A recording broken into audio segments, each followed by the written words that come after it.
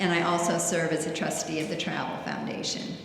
My work over the past 2 years has led me to work with some extraordinary destinations, including the 4 you see represented on this stage. And that's because tourism pressures tend to be most prevalent in the places most people want to visit.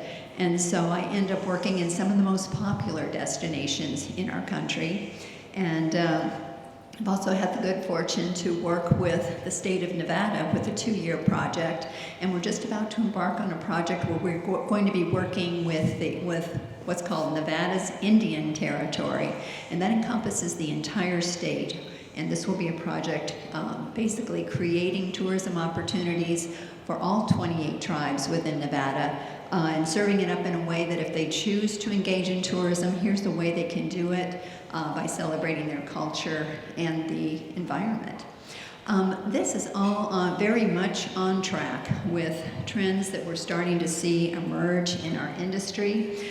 Skift, which I always call the Politico of the travel world, really underscored this trend in their latest findings. The Skift Take talks about how tourism boards embracing a locals first approach post-pandemic. That's a trend that's here to stay, as is the imperative of having resident input on tourism management to ensure the industry's future success. That wasn't even in the equation a few years ago, and it's now being accepted as standard practice. We're also seeing that it is a real opportunity because interest in stewardship and sustainability is on the rise. Destination Analyst is one of the organizations that's been asking these questions in recent years. In January, they asked this question in this way for the first time and got what to me was a fairly startling result. Instead of just saying, do you think sustainability is right? They basically said, will you be more proactive in reducing the impact of your travel on the environment when you travel? Twice as many people said they were at least likely to do that as the 20% who said that they were unlikely to do that. So that trend is definitely moving in a direction that we need to pay attention to as an industry. And just to sort of level set that discussion, what do consumers see as a part of sustainable travel? This was from a survey by Expedia about a year ago. 69% accepted it as lessening environmental impacts, but they also saw sustainability in a much more holistic way. 66% said that it's about supporting local economies. Another 65% says it's about supporting local cultures and local communities. And 52% said it's about visiting lesser-known destinations to spread their impacts around and not concentrate their impacts in places where there may already be too many places. And I think there's been a misperception in our industry about what a sustainable traveler is. I think sometimes people conjure up this image of a scruffy person wearing a backpack and Birkenstocks. Well, that's certainly true, but it's also emerging from our research in Vail that higher income travelers were actually the ones who were more likely to care about sustainability. That's a metric that's very important for Vail because they attract a luxury traveler. But I think there's a lesson in here for a lot of destinations that you shouldn't just dismiss a sustainable traveler, based on some stereotype. It all starts for me with a question to a community as I do my work, basically posing this question to the residents of the community: what kind of destination do you want to be? And sometimes I pose this question as, what kind of community do you want to be? Because that's really the beginning of the discussion about how to frame community-based tourism to make certain that the community is local tourism economy is being built to support what the local community values and to attract the kinds of visitors who care about the things that the community does. This is a question that I believe I asked in all 4 of these destinations. To support our tourism economy, the Port Aransas Tourism Bureau should focus on attracting, and this lineup of choices changes by destination. And this one's a little interesting because we sorted out these answers by full-time residents and part-time residents, because as you can see, the views are different. But this is where those insights really begin, by asking these kinds of questions. And it turns out in Port Aransas, the visitors they most valued were visitors who are respectful and visitors who care about protecting our natural environment. And there was a lot of agreement, very close agreement, between part-time and full-time residents on that. The part-time residents actually preferred family travelers even more than the locals did. They preferred higher spending travelers too.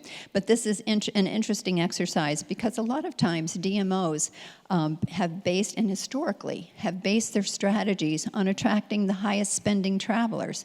But what we're seeing by asking these questions in so many places is that when you ask community members who they want to show up, it really does revolve around other things. In Vail, they said, I don't care if they spend a lot, I don't care if they do this, as long as they care about our natural resources, that's what's important to me.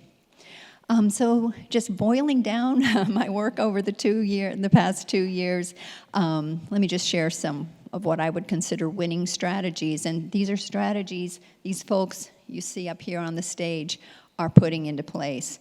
Attracting visitors who care about what locals do. And that means reframing your messaging sometimes, reframing your targets sometimes, maybe even reframing your media buys to make sure you're focusing in on attracting the visitors to the destination who care about what they do. Finding ways for tourism to be the solution. Another example from Vail is that they're using the proceeds of tourism dollars to build out their resident housing options. They voluntarily passed a half-cent sales tax. When Vail, which is a town of 5,000 people, puts the sales tax into place, those 2.5 million visitors who show up every year are actually paying most of the tax. And so in a very real way, oops, I didn't mean to turn that already. Sorry about that. Supporting placemaking and entrepreneurship. Placemaking can be about caring for the environment in some places. It can also be about celebrating local arts and culture. But again, using tourism to sort of drive those initiatives can be a really valuable way to not only enhance the community for local residents, but to make it more attractive for people who visit there. Placemaking can also extend to accessibility modifications to make your community more welcoming for all people. And then what I also see from these destinations that are moving forward in really positive ways is that they're engaging new partners and even new converts to advancing the power of tourism, because the more they work to align their community with the goals of their community, to align their tourism with the goals of their community, the more people that they are enlisting and helping create the solutions, and the more people they're winning over to tourism. So this is really the heart of what I would call community-based tourism. I'm sorry, community-positive tourism. So you may have heard in recent years, especially over the last year, a focus on climate-positive tourism or nature-positive tourism. And I think we would all advance the notion that what we're really looking for, what was really the path for success in the future, is community-positive tourism that really creates tourism and shapes tourism in a way that serves our communities. So let me turn this over now to our panel of experts. Brett Stawar is going to go first. Brett, speaking of being engaged in the community, was recently elected as a school board member. Yes, I'll stand up just a little bit so you all over here can see me, but I'm a Midwestern white boy who moved down to South Texas during the pandemic. I'm 50 years old and balding and a little bit fat and sweaty right now. So I'm here, though, to talk to you about how we sailed down that Mississippi River and glued into the Gulf, really off the grid almost in Texas. We're, for those of you who don't know where Port Aransas is, we're a barrier island for the Gulf Coast, and we are between Galveston and Padre, South Padre.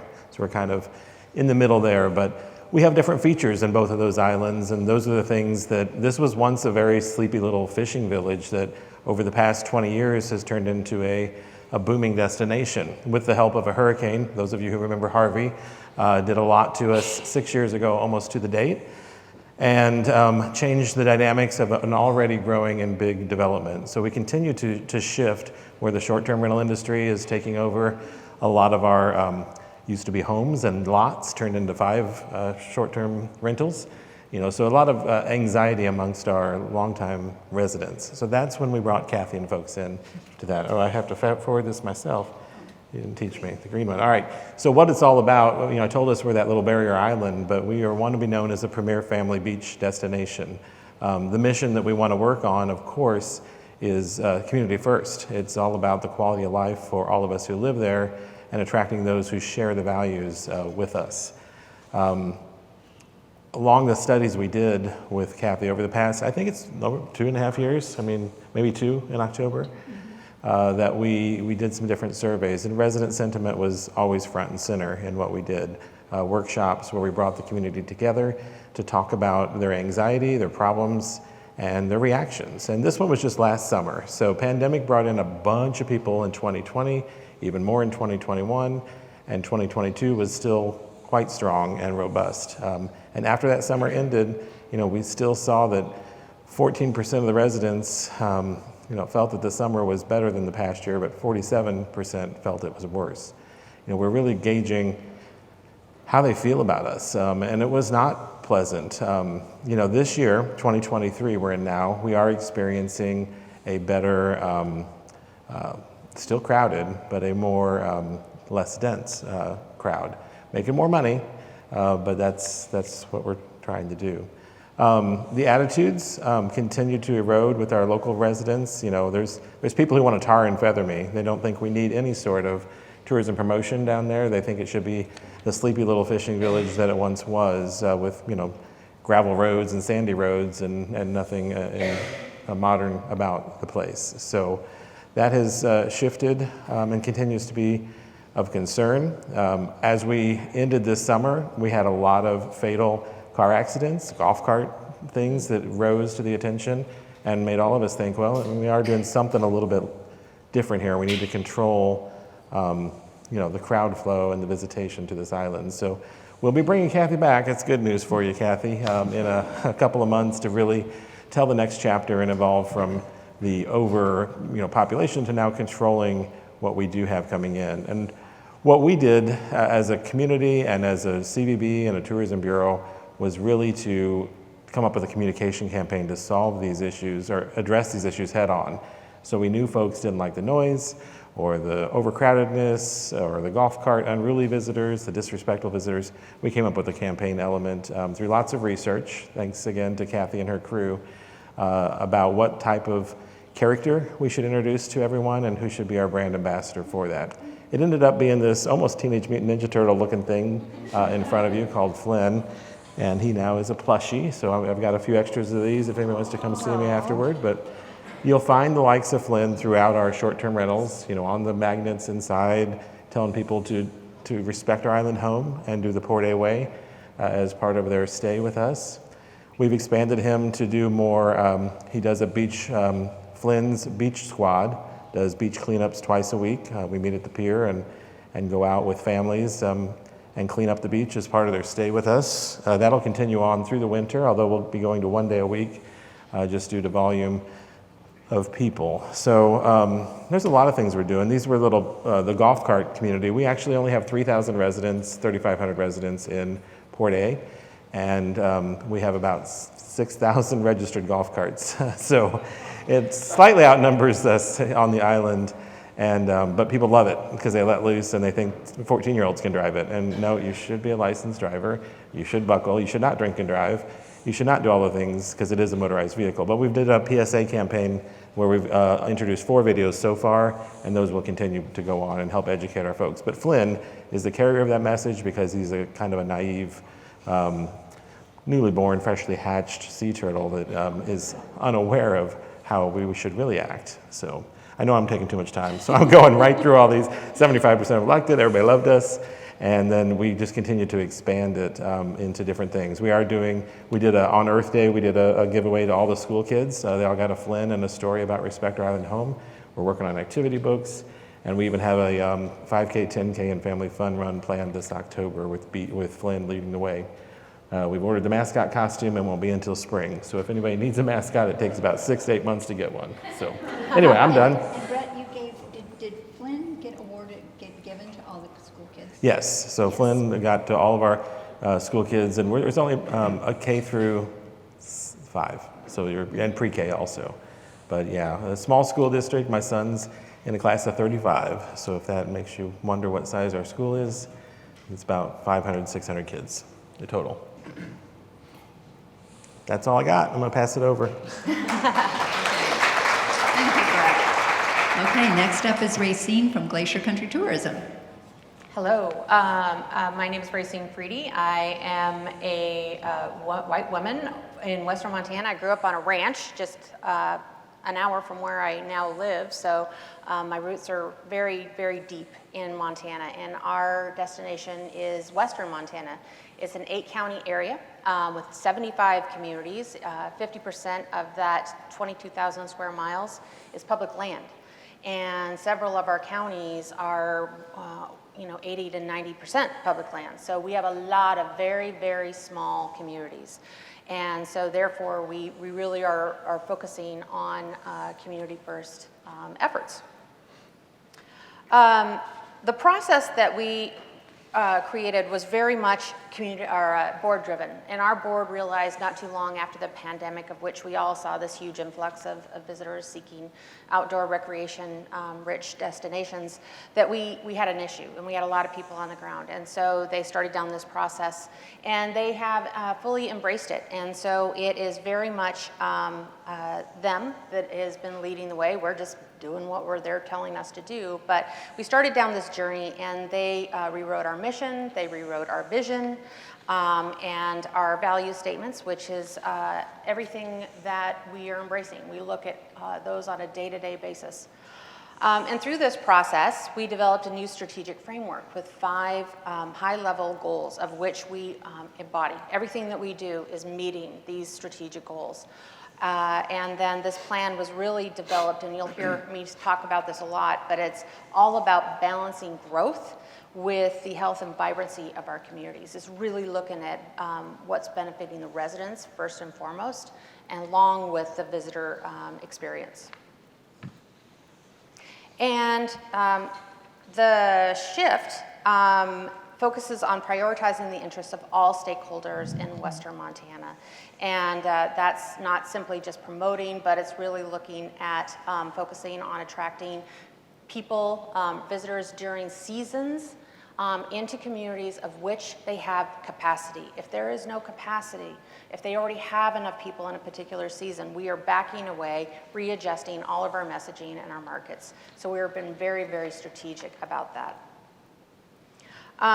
To effectively implement these strategies, our board members are highly, highly engaged. They've even done some reorganization and created a committee where they are leading the way. What we are also doing is embracing a rebrand effort. Our brand was very much destination marketing, and we are now about destination stewardship. And so we are rebranding so that our brand better fits who we are now and will hopefully evolve with us as we as an organization evolve. Oh, wrong one. There we go, got it.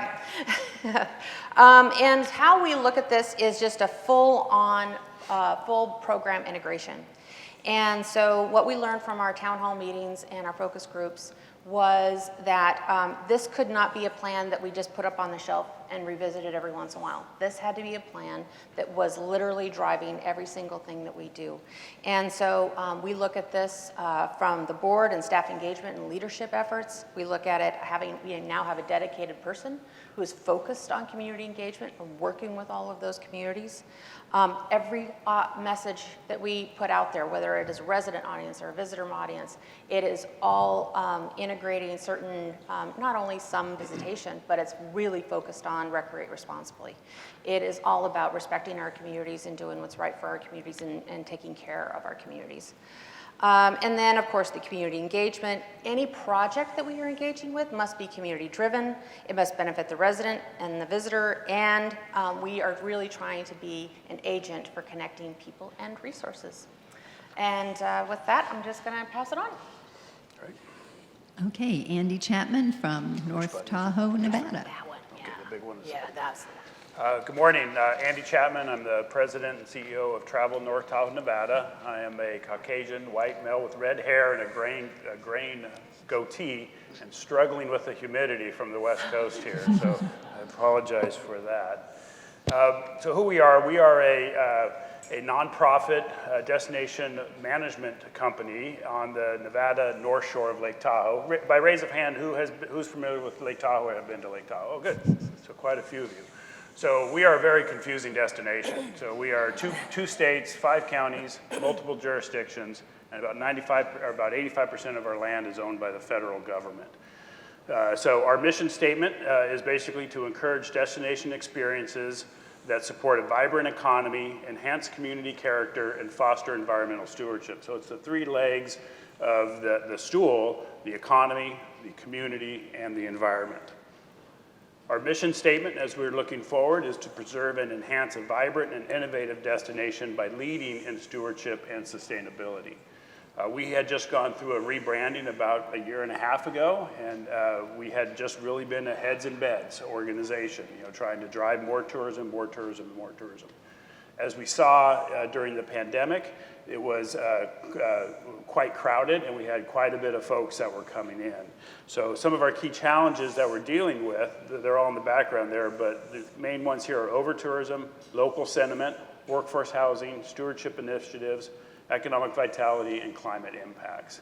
So a couple of our current projects, we have gone out with responsible travel messaging, and we did this prior to the pandemic, and I'm gonna ask the AV folks in the back to play a quick video for me. Welcome to Lake Tahoe. Some of us live here and some of us are just visiting, but we all need to take care while we enjoy this special place. Please join us as we pledge to be mindful of our impact and respectful of this magnificent environment. The pledge is simple, but the results powerful in ways that preserve and protect.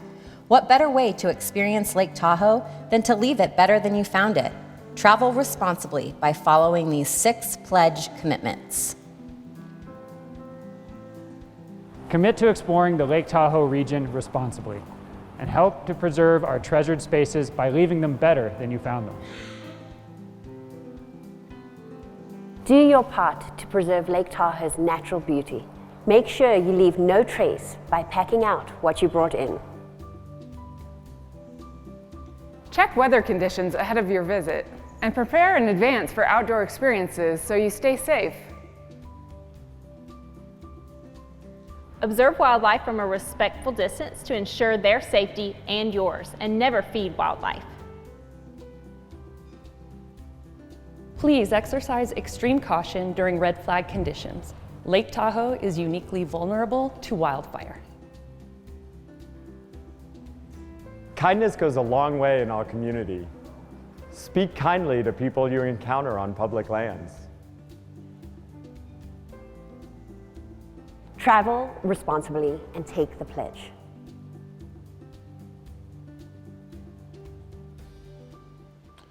So that leads us to this plan that this organization and the community, it was really an unprecedented effort, about 17 organizations, worked for about 2 years. We brought in Crest and the Travel Foundation. Kathy helped us with this plan as well. We just launched it in June of 2023, and now really all the hard work does begin because we do have to protect this place for future generations. So, thank you. Good. Oh, sorry. That's okay. Hello, I'm Cheryl Kildan. I'm the president and CEO at Destination North Myrtle Beach, and I'm a Caucasian female. I'm originally from the Seattle area, and I'm in South Carolina now, so I don't sound Southern, but we have a community of about 20,000 people. But when you look at households, which is one of the ways that we look at our destination, we have about 22,000 households.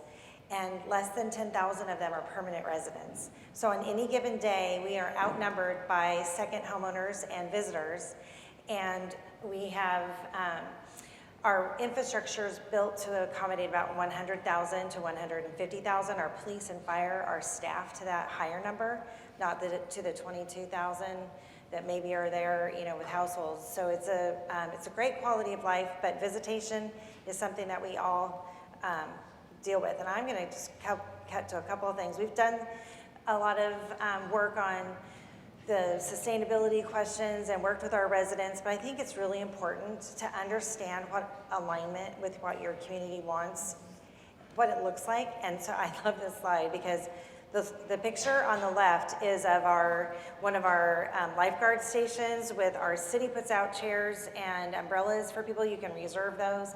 And that's what it looks like in the morning. And that's what residents wanted to look, very pristine and clean and nobody there, there's no crowd.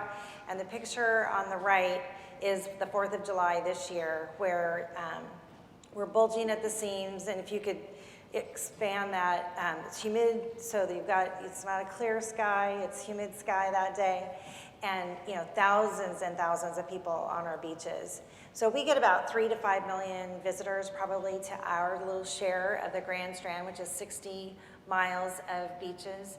And our community is 9 miles of that 60, and we're the very natural, family-centric part of that destination. And so we've worked to really make sure that we are aligning with our residents. And we started by going where they are. There was a community group that wanted to preserve the Ingram Dunes. It's a little stretch of remaining dunes that is surrounded by houses. And they're like, enough, let's save these dunes. And so they got saved. Our city helped pay for that. We supported it. There was a lot of effort that went in. But when the parking lot went in, the residents were like, what? We don't want this to become a park. And so it's really billed as a natural area. And we're very careful not to over promote it, but it is there. And it only can accommodate like 3 or 4 cars at a time, 5 golf carts probably. But being where they were was really where we started, instead of trying to say, you guys need to get organized. Our residents wanted to ban single-use plastics, and so the mayors established a committee. I chaired it, so we brought all of our creative and organizational leadership to that. What was really interesting is, we didn't really want to promote a ban, so we came up with the North Myrtle Beach Embraces Reusables, and we had billboards, which you can see there at the bottom of the screen. We did bags, we did a lot of education and just really communicating and taking that lead. We have a last barrier island of South Carolina. It's just to the north of our beaches. It's called Wade's Island, and our organization has been helping in the conservation and preservation of that. We're hoping that it will become a state park, and this year we put our money where our mouth is and contributed to help buy part of a parcel there to help preserve that, so it's now owned by the South Carolina Department of Natural Resources. So we have a destination master plan. I just want to end with the idea that as an organization, we're just beginning with some of this, but we have a destination master plan, and our vision for 2033 is that we'll be that year-round family destination known for its collection of distinctive neighborhoods and leadership in the care and protection of our beaches and natural areas. Thank you. Thank you, Cheryl. And I'm so sorry to say, I believe we're at the end of our time, but we're all here. If you have any questions, please feel free to come up and talk to us. And thank you very much for being at our session.